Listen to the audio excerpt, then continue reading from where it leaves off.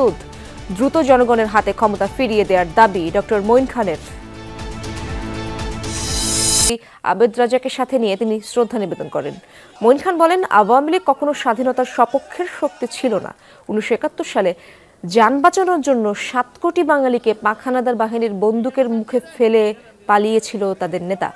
24-এর ছাত্র জনতার আন্দোলনে আবারও প্রমাণিত হয়েছে ফ্যাসিবাদ টেকে না। বর্তমান সরকারের গুরু দায়িত্ব হলো গণতন্ত্র ফিরিয়ে দেয়া।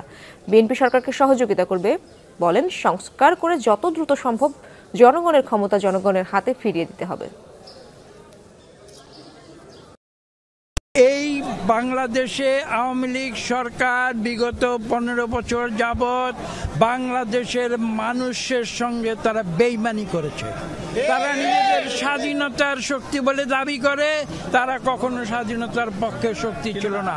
নির্বাচন আগামীতে করবে কি করবে না সেটা তো প্রশ্ন নয়, প্রশ্ন হচ্ছে আগে আওয়ামী লীগ সত্যিকার অর্থে তারা গণতন্ত্রে বিশ্বাস করে কিনা তার পরীক্ষা আগে আজকে বাংলাদেশে 18 কোটি মানুষ।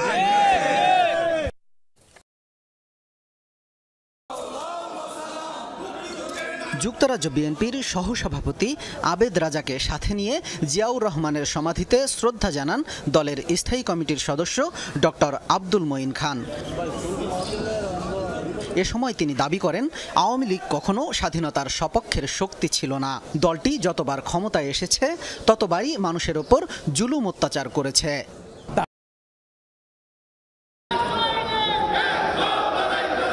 এদিকে দেশে ফেরত আসা যুক্তরাজ্য বিএনপির নেতাকর্মীদের সঙ্গে নিয়ে দলের প্রতিষ্ঠাতার সাবেক রাষ্ট্রপতি জিয়াউর রহমানের সমাধিতে শ্রদ্ধা নিবেদন করেন স্থায়ী কমিটির আরেক সদস্য ডক্টর মঈন খান। এ সময় তিনি আওয়ামী লীগকে সঙ্গে নিয়ে নির্বাচনে যাওয়ার বিষয়ে বিএনপির অবস্থান তুলে ধরেন। একটি জনগণের দল যারা জনগণকে নিয়ে রাজনীতি করে, যারা অতীতে একদলীয় বাকশাল থেকে বাংলাদেশের মানুষকে মুক্ত করে বহুদলীয় সরকার তারা এদেশে ফিরিয়ে এনেছিল শহীদ প্রেসিডেন্ট জিয়াউর রহমানের নেতৃত্বে, সেই দল কেন একটি ফ্যাসিস্ট সরকারকে সঙ্গে নিয়ে জনগণের ম্যান্ডেট ছাড়া কোনো সংস্কার। যুক্তরাজ্য বিএনপির নেতাদের সাথে নিয়ে শহীদ রাষ্ট্রপতি জিয়াউর রহমানের মাজারে শ্রদ্ধা নিবেদন শেষে গণমাধ্যমে কথা বলেন ডক্টর মঈন খান। বলেন, আওয়ামী লীগ দেশের মানুষের সাথে বেইমানি করেছে। বিগত